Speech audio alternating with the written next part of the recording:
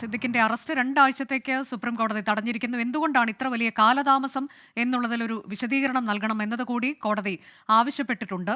ഇപ്പോൾ ബൽറാം നെടുങ്ങാടി തുടരുന്നുണ്ട്. ബൽറാം, ഇപ്പോൾ ഇത് ശ്രീകാന്ത് സൂചിപ്പിച്ചതുപോലെ സാധാരണഗതിയിൽ ഇങ്ങനെ ഒരു മുൻകൂർ ജാമ്യാപേക്ഷ കോടതിയിലേക്ക് വരുമ്പോൾ അതിന്റെ മെറിറ്റിലേക്ക് കടക്കാതെ വളരെ പെട്ടെന്ന് തന്നെ പ്രാഥമികമായൊരു പരിശോധന നടത്തി അതിൽ ഉത്തരവ് പുറപ്പെടുവിക്കുക എന്നുള്ളതാണ് രീതി എന്ന് പറയുന്നു. പക്ഷേ എന്തുകൊണ്ടായിരിക്കാം സർക്കാരിന്റെ ഭാഗത്ത് ഇത്ര വലിയ തയ്യാറെടുപ്പുകൾ നടത്തിയതും ഇതൊരു വലിയ വിധി നിർണയമായിരിക്കും സുപ്രീം കോടതിയുടെ ഭാഗത്തു നിന്ന് ഉണ്ടാവുക, നിർണായകമായ വിധിയാകും ഉണ്ടാകാൻ പോവുക എന്നൊക്കെ എന്തുകൊണ്ടായിരിക്കാം സംസ്ഥാന സർക്കാരിന്റെ ഭാഗത്ത് നിന്ന് അത്തരത്തിലേക്കൊരു കണക്കുകൂട്ടൽ ഉണ്ടായത്?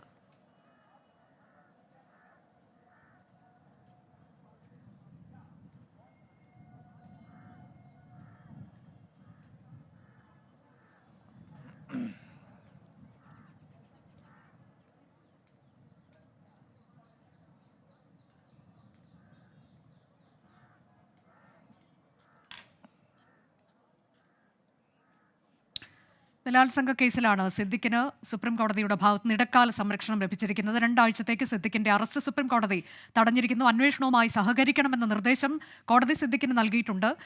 കൂടാതെ ബന്ധപ്പെട്ട കക്ഷികൾക്ക് സുപ്രീം കോടതി നോട്ടീസ് അയക്കുകയും ചെയ്തിരിക്കുന്നു. വളരെ നിർണായകമാണ് സിദ്ദിഖിനെ സംബന്ധിച്ചിടത്തോളം ഈ കോടതിയുടെ ഉത്തരവ്.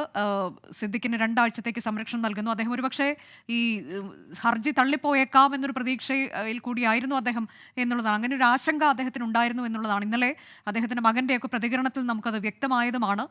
അദ്ദേഹത്തെ അറസ്റ്റ് ചെയ്യാനുള്ള നീക്കങ്ങളിലേക്ക് ഇവിടെ SIT കടക്കുകയും ചെയ്തിരുന്നു. പക്ഷേ പ്രാഥമിക ഒരു പരിശോധനയ്ക്ക് ശേഷം അതിന്റെ മെറിറ്റിലേക്ക് കടക്കാതെ തന്നെ സുപ്രീം കോടതിയുടെ ഭാഗത്തുനിന്ന് ഒരു ഉത്തരവ് ഇന്ന് ഉണ്ടാവുകയായിരുന്നു. ഇതിൽ 8 വർഷം എന്നുള്ളത് വലിയൊരു കാലയളവാണ്. എന്തുകൊണ്ടാണ് അത്ര വലിയ കാലതാമസം ഉണ്ടായത്?